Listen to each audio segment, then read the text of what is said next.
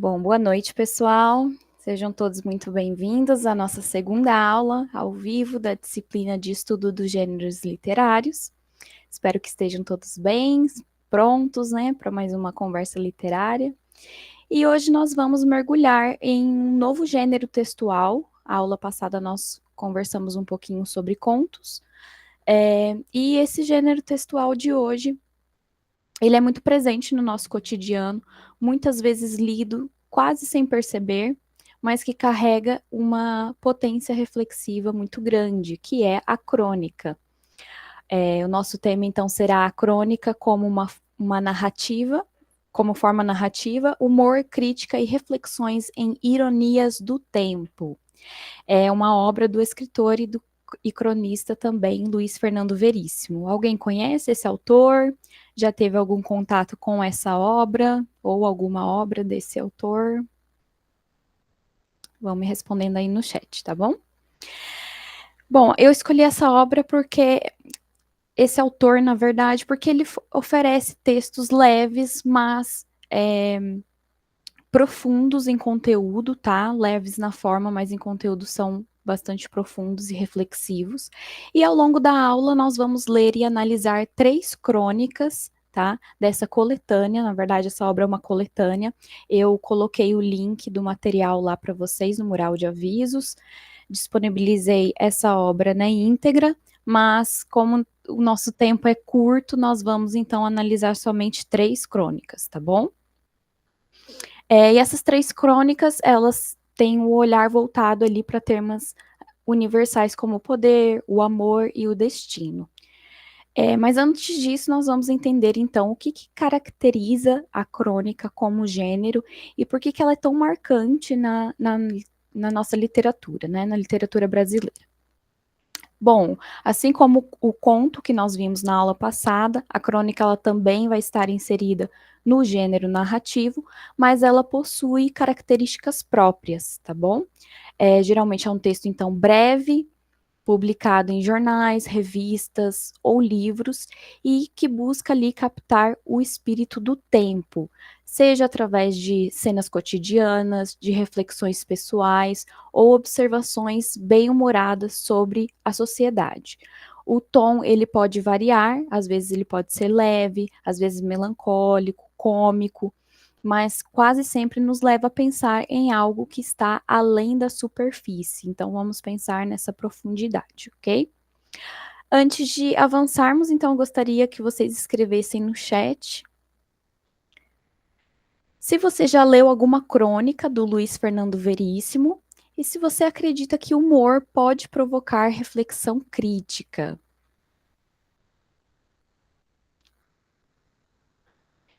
E aí, alguém conhece esse autor?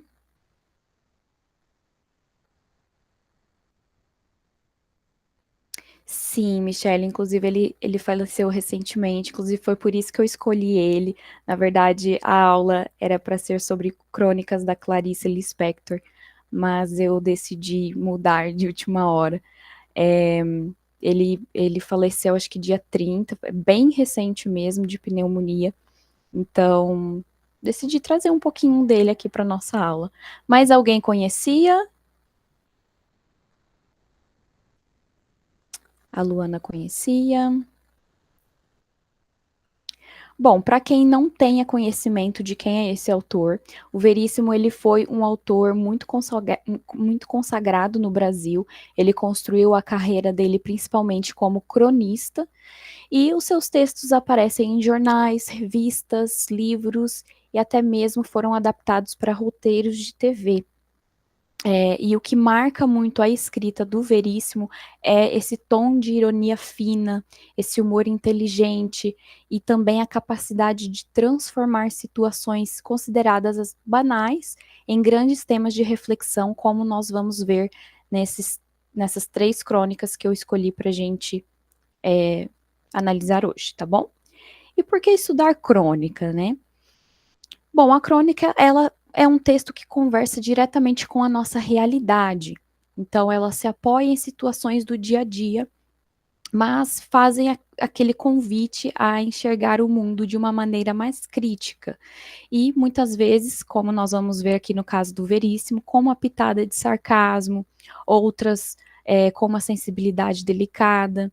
Então, a crônica é essa ponte entre o literário e o cotidiano, entre o riso e a crítica. E hoje nós vamos analisar 3 crônicas, então, da coletânea Ironias do Tempo. Não vamos focar em apenas uma temática, ao contrário, né, nós vamos ver então como a crônica ela pode tratar de temas tão distintos quanto o delírio de uma rainha, o tempo, o amor em tempos de smartphones e também um encontro aparentemente sobrenatural em um aeroporto, que são as 3 crônicas que eu selecionei. E tudo isso com uma marca inconfundível do Veríssimo, que é essa escrita simples, mas com significados que revelam nas entrelinhas. E ao final dessa aula, então, a ideia é que vocês consigam reconhecer os elementos do gênero narrativo presentes nas crônicas que nós vimos já com os contos, que vocês consigam identificar, então, o uso da ironia, o uso do humor como estratégias críticas e que consigam refletir também sobre os temas que vão ser propostos a partir da leitura dessas crônicas. E claro que vocês sintam também mais vontade para fazer a leitura de crônicas, porque cronista bom é aquele que dá vontade de continuar lendo, mesmo depois de terminar uma crônica, não é mesmo? Os objetivos, então, o objetivo geral dessa aula, então, compreender as características da crônica como subgênero narrativo, por meio da leitura e análise de 3 crônicas da coletânea Ironias do Tempo, de Luiz Fernando Veríssimo.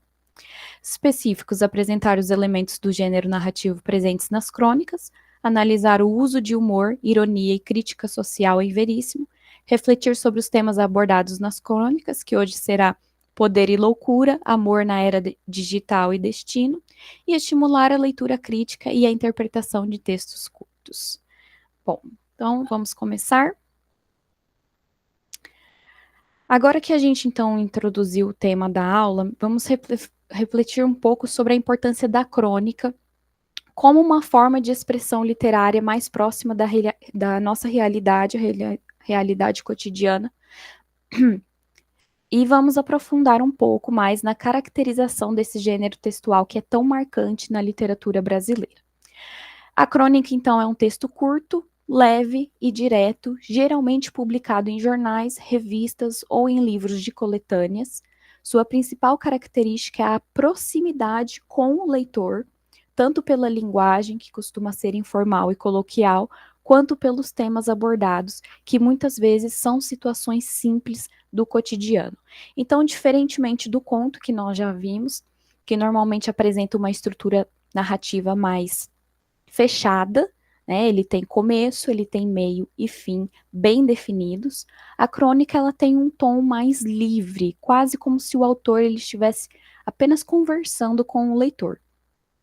E ainda assim ela compartilha com os textos narrativos alguns elementos básicos, né, que nós vimos também, como narrador, personagens, tempo, espaço e até um enredo, embora que de uma forma mais, digamos, subjetiva, mais fluida.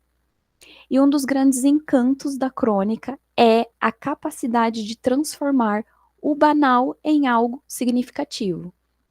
Um gesto pequeno, uma conversa ouvida por acaso, uma lembrança que surge de repente, tudo, qualquer coisa pode ser um ponto de partida para uma reflexão crítica, uma observação sensível, uma piada inteligente.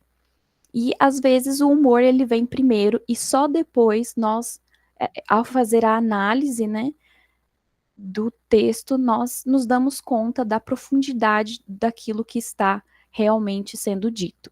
Isso acontece porque a crônica, muitas vezes, ela se aproxima do ensaio breve, né? Ela faz parte de uma ideia, de uma situação simples e se desenvolve até revelar uma crítica social, um dilema humano ou uma ironia sobre os hábitos da nossa sociedade. Isso é o que chamamos então de humor inteligente, ironia refinada, até mesmo nonsense, que é quando o autor brinca com esse absurdo para provocar riso e reflexão ao mesmo tempo. ok? É exatamente esse tipo de texto que nós vamos encontrar na obra do autor que nos acompanha na aula de hoje, o Luiz Fernando Veríssimo. Bom, mas quem foi, né, esse autor? O Luiz Fernando Veríssimo, ele nasceu em Porto Alegre no dia 26 de setembro de 1936 e faleceu recentemente no dia 30 de agosto de 2025, aos 88 anos, deixando um legado imenso para a literatura e o jornalismo brasileiro. Ele também era filho do escritor, também Érico Veríssimo, que cresceu cercado, então ele cresceu cercado de livros, de música, de debates sobre cultura, né? Durante a juventude, morou nos Estados Unidos, onde concluiu o ensino médio e desenvolveu um amor profundo pelo jazz, chegando a tocar saxofone em várias bandas, algo que manteve ao longo da vida. Ao retornar ao Brasil, trabalhou como tradutor, redator, publicitário e, mais tarde, se firmou como cronista e colunista de jornais. Ele começou a escrever para alguns jornais, Zero Hora de Porto Alegre, e ao longo das décadas ele publicou em veículos como o Globo, Folha de São Paulo, o Estado de São Paulo e a revista Veja. A carreira dele literária é extremamente prolífica, ele publicou mais de 70 livros. Dentre essas obras, né, tem crônica, romance, conto, quadrinhos, peça de teatro e até roteiros. E estima-se ali que ele tenha vendido mais de 5 milhões de exemplares ao longo da vida dele. Além das crônicas, ele criou personagens memoráveis. Se alguém reconhecer algum, me falem ali no chat. O Analista de Bagé, uma sátira bem-humorada de psicanálise no contexto do sul do Brasil. A Velhinha de Taubaté, a última brasileira que acreditava nos políticos.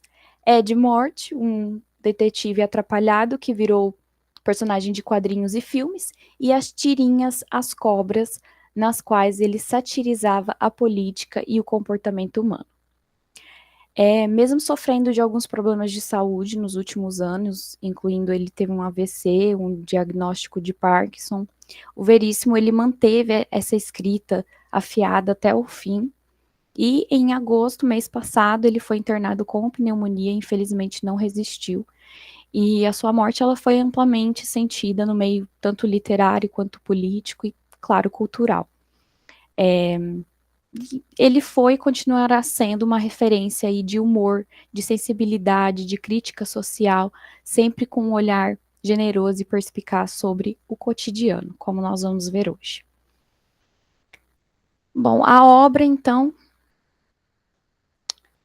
se chama Ironias do Tempo, é uma coletânea de crônicas, uma seleção, na verdade, de crônicas que representa bem o estilo dele. São textos curtos, porém criativos, cheios de observações sobre a vida moderna e alguns temas, né, que ele aborda. Nós temos então a vaidade humana presente nos nossos gestos mais simples, a forma como o tempo passa afeta nossos hábitos, nossas relações e até nossa percepção do mundo. As relações interpessoais, que oscilam entre o cômico e o trágico, a presença da tecnologia na vida cotidiana, muitas vezes de forma absurda ou contraditória, e até o sobrenatural, tratado com humor e leveza. Então, o tom predominante nas crônicas vai ser irônico, mas não de uma forma agressiva. O Veríssimo, ele não precisa gritar para criticar, ele apenas aponta o absurdo com uma certa elegância e ele nos faz rir antes de pensar ou pensar enquanto rimos. E é o que chamamos de sátira fina, que é aquela que não subestima o leitor e, pelo contrário, convida o leitor a pensar. Por isso que eu gosto muito desse autor. Bom, eu sei que às vezes tem gente que não conseguiu acessar o material ou ler as crônicas, então, como elas são curtinhas, eu trouxe aqui e vou ler 3 delas com vocês, tá?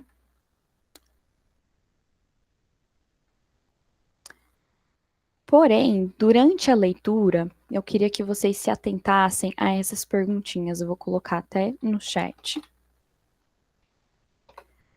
Porque depois de ler, nós vamos fazer uma análise. Eu gostaria muito que vocês participassem, tá? Então, eu vou ler a crônica e vocês se atentem a essas perguntinhas para a gente fazer uma reflexão depois. Tudo bem? E fiquem tranquilos, porque crônicas como essas não existe uma resposta certa, tá? O mais importante é perceber como que o autor usa a linguagem para provocar uma reação, seja ela riso, espanto, reflexão, desconforto, tá bom? Deixa eu alterar aqui a apresentação.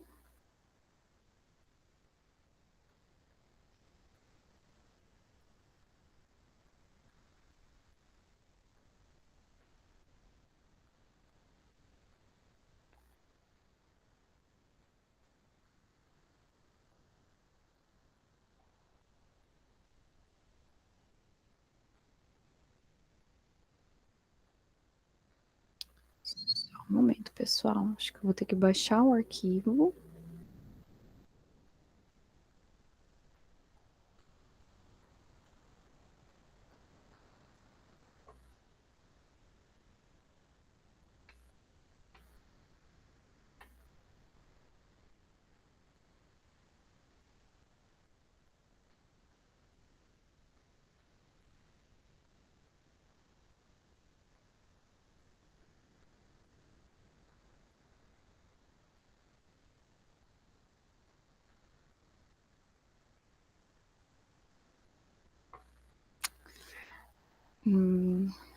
Não está dando certo.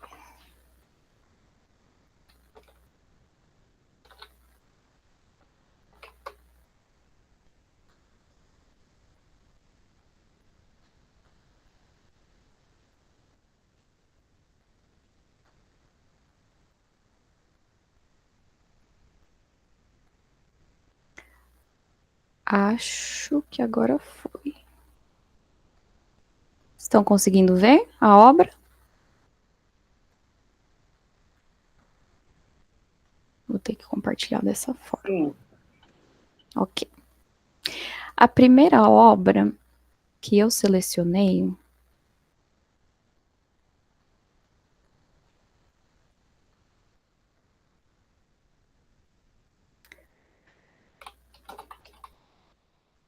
foi A Rainha Louca. Então, vamos lá. A Rainha Louca. Não existem mais rainhas loucas, o que é muito ruim para a literatura, ou muito bom, já que obriga os escritores a inventá-las. Rainhas loucas sempre dão boas personagens, porque são rainhas e podem fazer tudo, e porque são loucas e fazem tudo o que podem. Mas principalmente porque são mulheres e, portanto, um mistério. Um rei louco faz o esperado, ou o esperado dos homens. Joga-se nu de uma torre na razoável presunção de que o estágio seguinte, depois do poder absoluto, é voar, pois se não existe lei mais democrática do que a lei da gravidade, não poderia haver nada mais antigravitacional do que um rei. Rainhas loucas não fazem o esperado. Se a um rei louco não se deve confiar um exército, pois ele pode confundir um oceano com um inimigo e comandar um afogamento coletivo, o que é previsível, a uma rainha louca não se deve confiar um espelho de mão, pois ela pode destruir um reino. Como mostra esta história de uma rainha louca passada na alta Idade Média que eu inventei? A rainha, não a alta Idade Média, quem sou eu? Ela se chamava Nadir. Não, bobagem. Ipsolomena. Não, Auxerine. Tinha enlouquecido aos 13 anos, mas pensaram que fosse só puberdade. Convenceram-se de que estava louca quando ela anunciou que havia alguma coisa crescendo na sua nuca. Algo que começara a vida como um cravo e crescia sob seus cabelos. Não existe nada na sua nuca, princesa, diziam todos. É uma nuca lisa, uma nuca alabastro, como a de todas as princesas inventadas. Existe, insistia Alxerine. Eu sinto. Não consigo dormir, não consigo viver com essa coisa crescendo sobre meus cabelos. Olhem, me digam o que tem na minha nuca, sobre meus cabelos. Não tem nada, princesa. Penugem, penugem, nada para atormentá-la. Na sua coroação como rainha, Alxerine não parava de se contorcer. O bispo não acertava a colocação da coroa. Nasceu aí o boato de que a rainha sofria de uma temível doença chamada dança de São Beltrão, que fazia as pessoas mexerem os ombros e sacudirem a cabeça sem parar, e devia seu nome a um desafortunado monge que, diziam, continuara a mexer os ombros e sacudir a cabeça, mesmo depois de morto, no caixão, embora alguns dissessem que ele tinha sido enterrado vivo, porque ninguém mais aguentava vê-lo dançando sem música, daquele jeito, séculos antes do Walkman e dos headphones. Mas Alxerine estava apenas tentando se livrar da coisa na sua nuca, daquela coisa crescendo sob seus cabelos. Estava apenas louca. É preciso dizer que, naquela época, os espelhos não eram como os de hoje, que você coloca e esquece. Hoje, um espelho, salvo acidente, dura uma vida inteira. Não tem peças para repor, nada para gastar ou ficar obsoleto. Ele só reflete o que aparece na sua frente e, com o mínimo de manutenção, continuará refletindo com a mesma intensidade para sempre. Naquela época, os espelhos não apenas distorciam o que refletiam, como se desgastavam rapidamente, pois esperava-se muito mais deles. Eles davam conselhos, faziam previsões e, como a iluminação à vela era deficiente, precisavam de potência maior para refletir o que, além de tudo, eram pessoas e coisas bem mais ornamentadas do que hoje, exigindo mais reflexão com menos luz. Mesmo o melhor espelho não demorava a enfraquecer e se tornar inconfiável. Por isso, Alxerine não podia acreditar nos que a rodeavam, que sabendo de sua vaidade só viam penugem em sua nuca, nem no espelho de mão com que via sua nuca imaculada refletida nos grandes espelhos do palácio. Esses espelhos estão velhos, diziam Alxerine. Olho-me neles desde os meus 13 anos e acompanhei o meu declínio. Não confio mais em espelhos. Não confio em ninguém à minha volta, pois todos só querem me agradar, o que muito me desagrada. E a rainha louca ameaçou sair à rua para mostrar sua nuca ao povo, procurando alguém que lhe dissesse a verdade. Apesar de alguns acharem que um passeio pelas ruas do reino faria bem à rainha, que veria a miséria dos seus súditos e esqueceria sua nuca, a maioria da corte se apavorou com a ideia. Uma rainha na rua, mostrando a nuca e fazendo a dança de São Beltrão? Seria a desmoralização completa do poder. Acabaria com a monarquia em meia hora. Decidiram chamar o mago. O mago apresentou-se a Alxerine trazendo um espelho de mão mágico, só para rainhas, no qual elas se olhavam de frente e se viam de costas. Isso eliminava as incertezas da imagem refletida de um espelho para o outro, equivalente a uma mensagem passada de pessoa a pessoa, que sempre chegava à rainha deturpada, e a necessidade de a rainha confiar na opinião dos outros, pois ninguém diz a verdade sobre suas costas a uma rainha. Quando seu rosto mágico, olhando seu rosto no espelho mágico, Alxerine veria sua nuca. Contando, claro, que fosse uma rainha de verdade, pois a mágica só funcionava com rainhas de verdade. E Alxerine olhou-se no espelho mágico, afastando os cabelos da nuca, e disse apenas: "Eu sabia." E nunca mais falou no assunto, ou mexeu os ombros e sacudiu a cabeça, como na dança de São Beltrão. Nascia a psicologia. Bom, vamos então analisar essa crônica,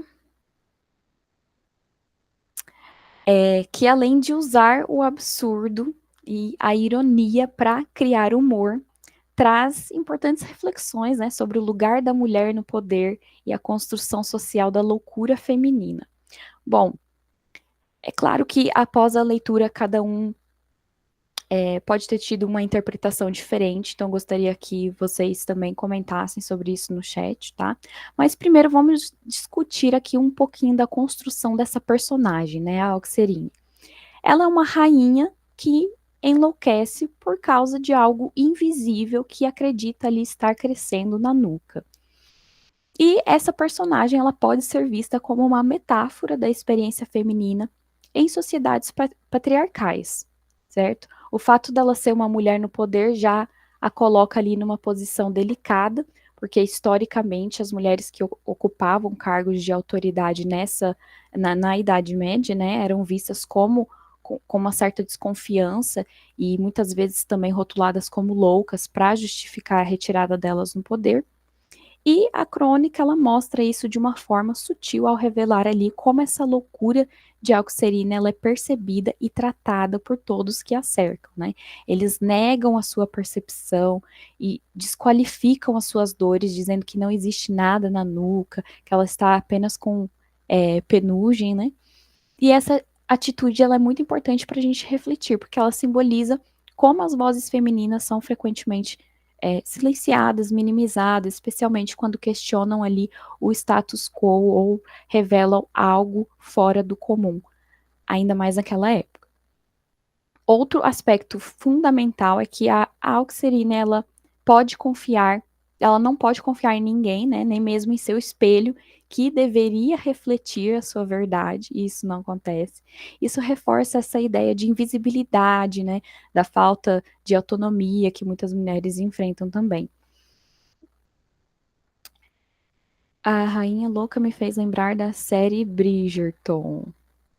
Sim, também.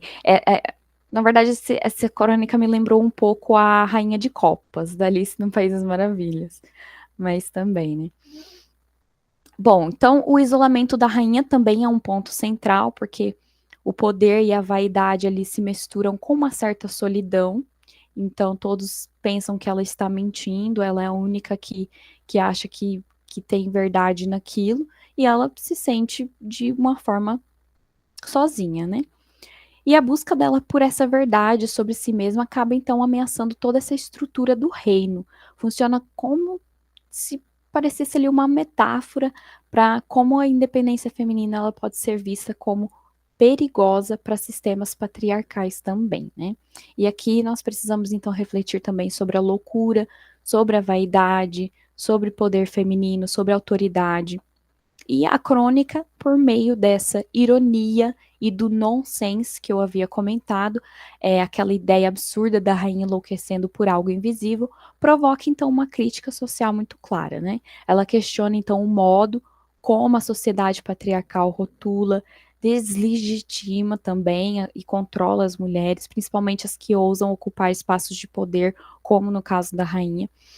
E também traz uma crítica um pouco implícita também à pressão estética sofrida pelas mulheres. Então, a rainha ela está obcecada por algo que ninguém mais vê, mas que a atormenta profundamente. Isso representa também a ansiedade social feminina sobre a aparência, sobre a aceitação, né?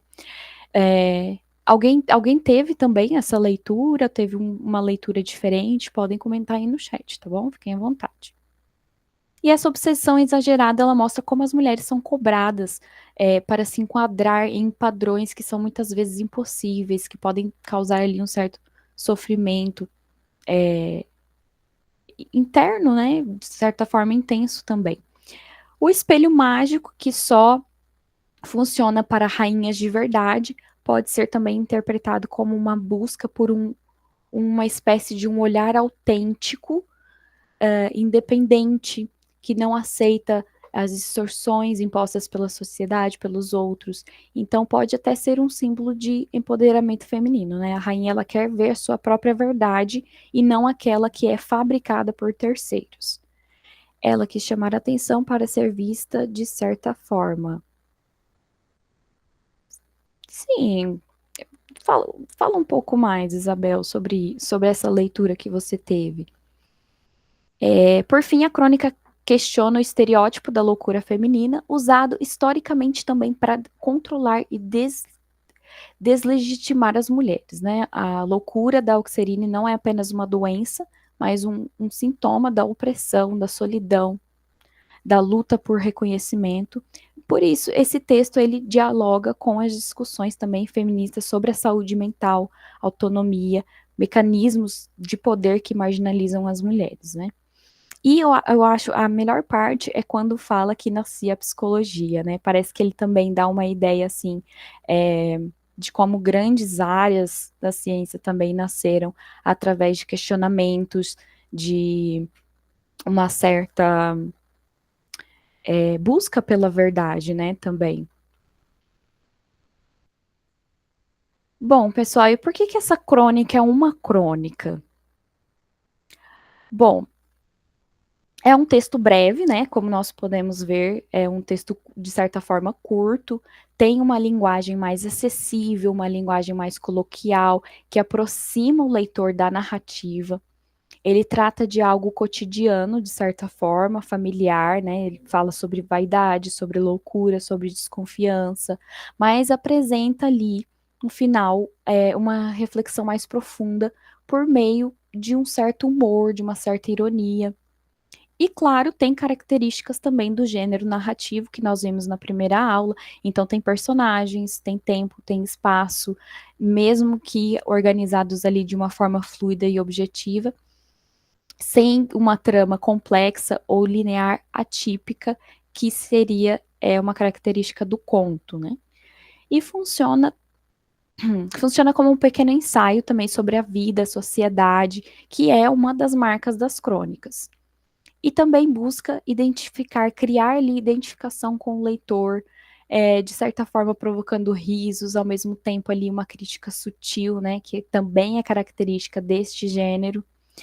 Por isso, então, não é um conto, um artigo, uma narrativa longa, mas sim uma crônica, tá bom? Então, um texto curto que mescla narrativa e reflexão crítica, focada ali em detalhes do cotidiano, com um tom leve, irônico e sempre se aproximando do leitor, ok? Bom, e as perguntinhas lá, que eu não vou voltar para o slide, senão depois eu não vou conseguir voltar aqui. Mas aquelas perguntinhas que eu tinha colocado aqui no chat, qual seria então para vocês o tema central dessa crônica?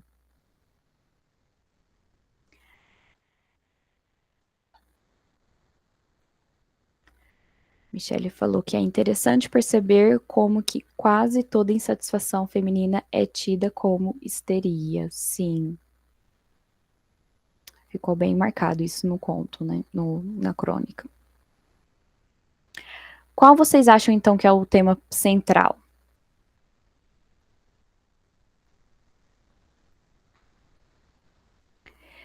Eu acredito, assim, como eu disse para vocês, né? Cada um tem a sua leitura, mas o tema central da crônica, pensando nessa visão que eu tive dessa análise, né? Seria a obsessão com essa aparência, essa insegurança pessoal, principalmente ali no contexto do poder feminino. Então, a história ela gira em torno dessa rainha, Auxerine, que até ali no começo o autor ele fala outro nome, ele tenta dar outros nomes a essa rainha, né?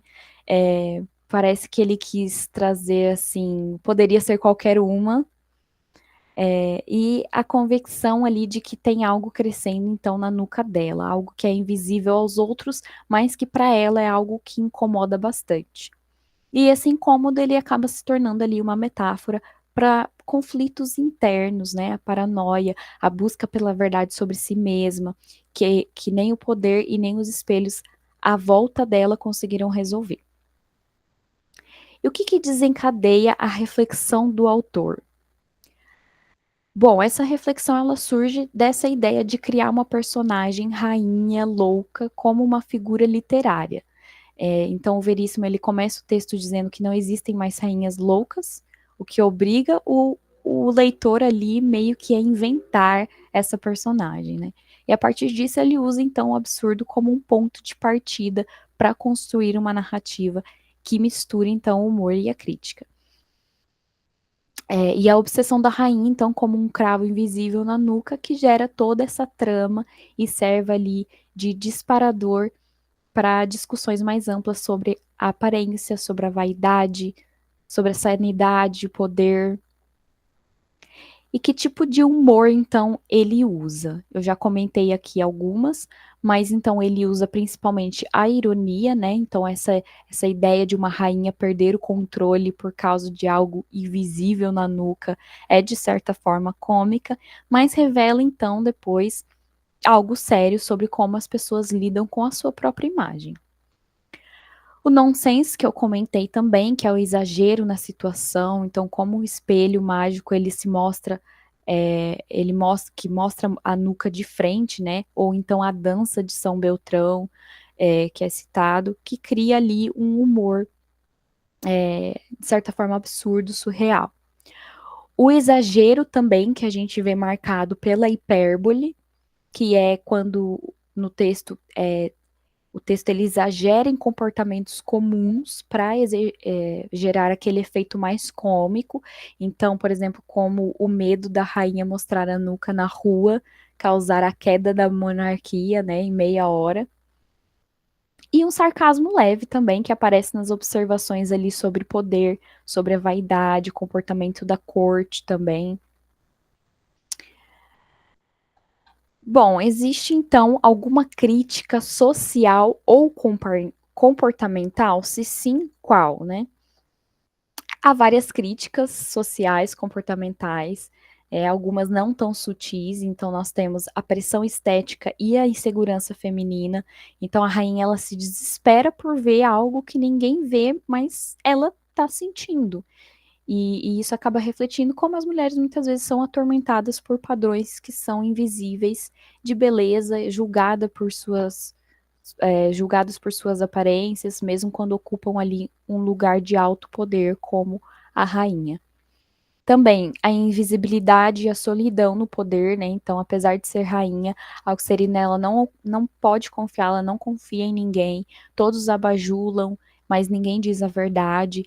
Isso mostra também ali um certo isolamento causado por essa autoridade, principalmente para mulheres.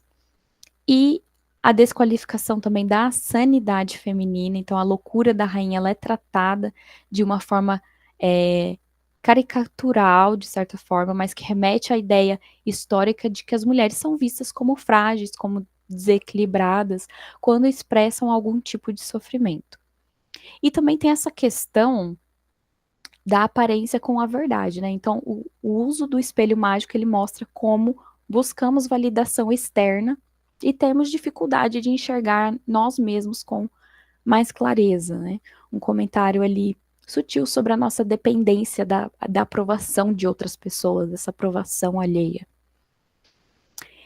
E como que a linguagem contribui para o efeito cômico ou reflexivo? Bom, a linguagem ela é fluida, então, como nós vimos, coloquial, cheia de digressões criativas, e isso acaba aproximando, de certa forma, cada vez mais o leitor da narrativa e aumenta aquele efeito de humor, aquele efeito de reflexão, né? Então, 3 pontos. Quando o narrador brinca com o leitor mesmo ao dizer que inventou a rainha, mas não que ele inventou a Alta Idade Média, o que quebra ali um pouco a seriedade, traz uma certa leveza, né, que ele faz esse comentário de certa forma irônico. As descrições exageradas também, como a dança de São Beltrão, que criam ali algumas imagens surreais, que fazem a gente rir, mas que também sugerem algo um pouco mais profundo, né, o conflito entre aparência e realidade que eu havia comentado. E também o uso de metáforas visuais, né, como o espelho mágico, que transforma ali esse problema interno da rainha em algo mais simbólico, reforçando ali a camada reflexiva da história. Bom, e a última pergunta que eu acho que é uma pergunta mais pessoal, né? Qual que é a impressão de vocês dessa leitura? Então, enquanto eu lia essa crônica, quando eu preparei a aula, a impressão é que é uma crônica brilhante, porque traz essa simplicidade, mas ao mesmo tempo traz essa profundidade também. Se nós pudéssemos, eu ficava a noite inteira falando só dessa crônica, mas a gente tem que resumir, né, infelizmente. E à primeira vista parece ser uma história engraçada sobre uma mulher paranoica, mas se nós cavarmos, nós vamos achando temas que são muito do nosso cotidiano também, né? Conforme lemos, nós vemos que o Veríssimo ele está falando de coisas sérias, né? Sobre como o poder pode isolar, sobre a dificuldade de sabermos quem somos de verdade, sobre como essa vaidade, essa insegurança de vez em quando podem nos dominar, principalmente em um mundo que cada vez mais cobra essa questão da perfeição o tempo todo, né?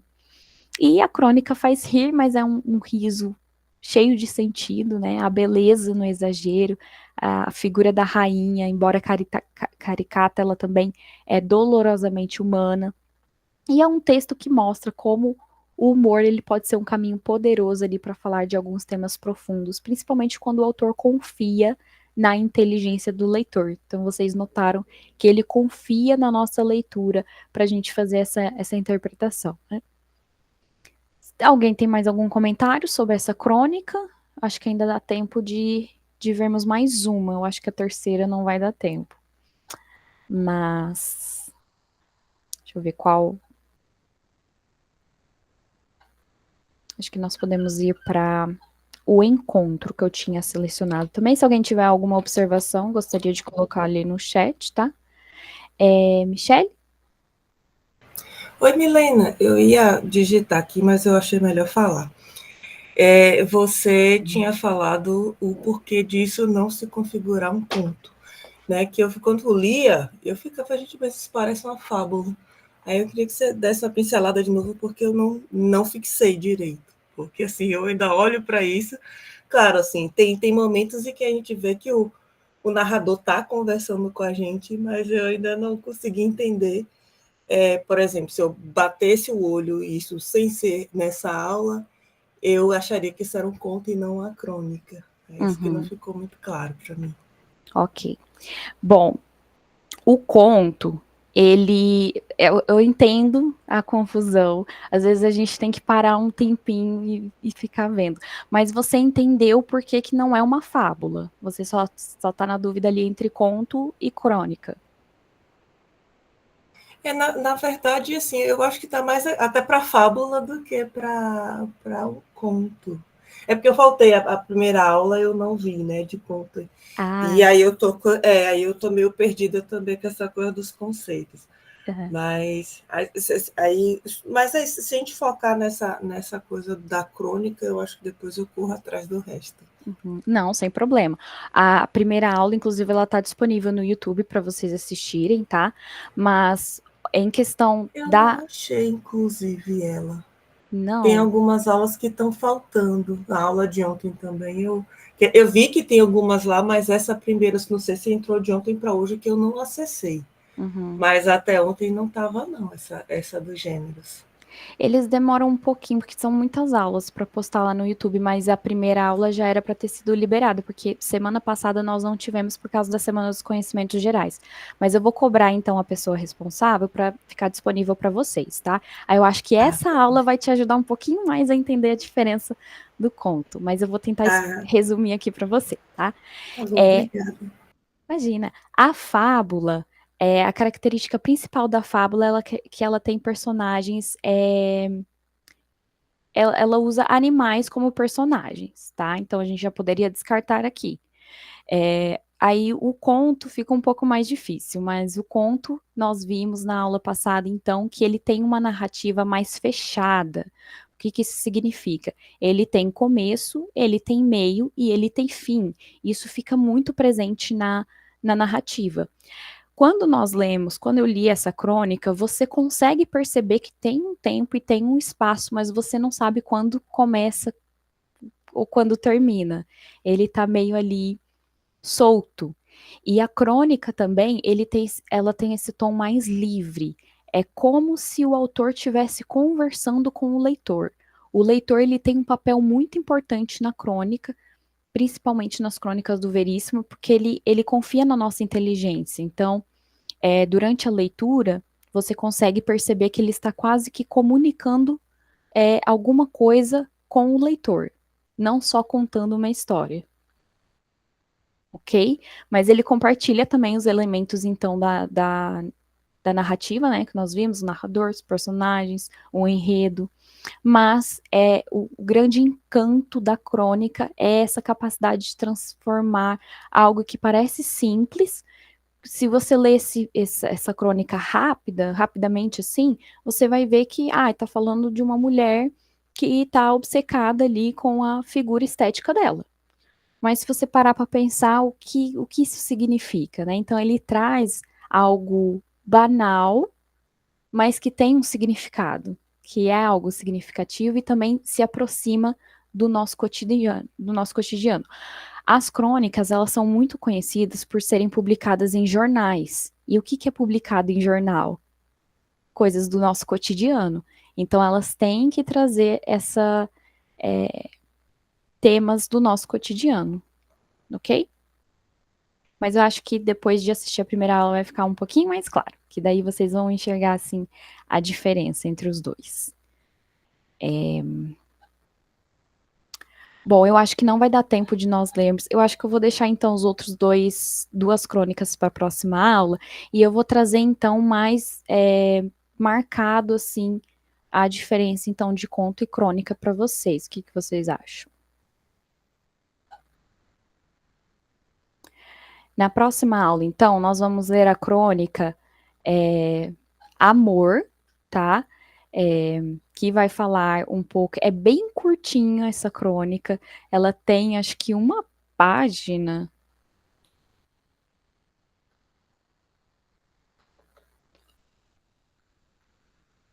Olhem só como que ela é curtinha. Só que aí o que, que eu quero que vocês façam? Além da leitura, tentem perceber o que, que ele quis trazer, né? Porque se nós olharmos assim, é tão pequeno, será que tem algum tema assim que nós podemos abordar? Mas ele traz sim, é uma característica da crônica, então, algo banal se transformar em algo significativo, em algo reflexivo. Então, eu quero que vocês façam a leitura e tragam esses questionamentos na próxima aula, tá? E o outro conto que eu tinha selecionado é Encontro. Ele é um pouquinho maior, mas ele traz também algo significativo aí para a gente comentar.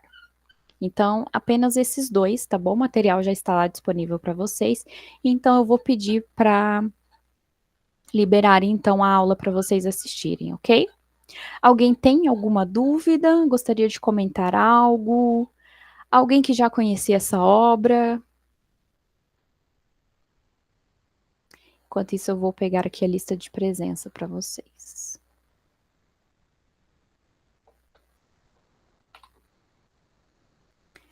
Aproveitem para fazer os questionamentos que daí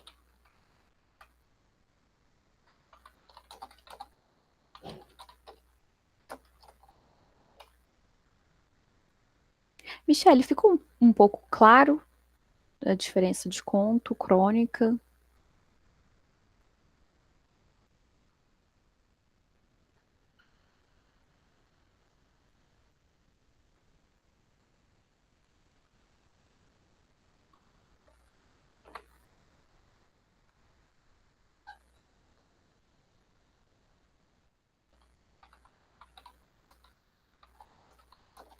Pessoal, a lista de presença então tá no chat, podem acessar o link, colocar as informações, tá? E por último, então, gostaria de fazer onde posso acessar as aulas gravadas. Luana, as aulas gravadas, elas ficam disponíveis no YouTube, no canal do CELA, que é o nosso Centro de Humanidade, Letras e Artes. Eu vou mandar aqui para vocês o link, tá? Só que assim, pelos vistos, pelo que a Michelle falou, a nossa primeira aula não foi postada. Então, eu vou cobrar a pessoa responsável para liberar lá para vocês. Ó, é esse link aqui. E também as aulas das outras disciplinas ficam disponíveis lá, tá bom? Para mim, sim, fábula é quando tem animal. Conto, começo, meio e fim. Isso, Vanessa, tem várias características. Na próxima aula, então, eu trago um pouquinho da diferença de fábula, conto e crônica para vocês, além da leitura dessas duas crônicas, tá? Eu acho que com exemplos fica bem mais fácil explicar. Acho que sem exemplos fica um pouco confuso. Mas sim, está correto a tua observação, tá bom? E é isso, pessoal. Então, até a próxima aula. Se vocês não tiverem mais dúvidas. Sim, exemplos são ótimos e ajudam a fixar. Então, eu espero vocês na próxima aula, quinta-feira que vem, mesmo horário, tá? Às 20 horas. Bom, estão liberados, tá? Eu vou ficar aqui caso alguém não tenha visto a lista de presença. Ou se alguém quiser continuar para tirar alguma dúvida comigo, tá bom? Fico à disposição. Tchau, tchau, pessoal. Boa noite.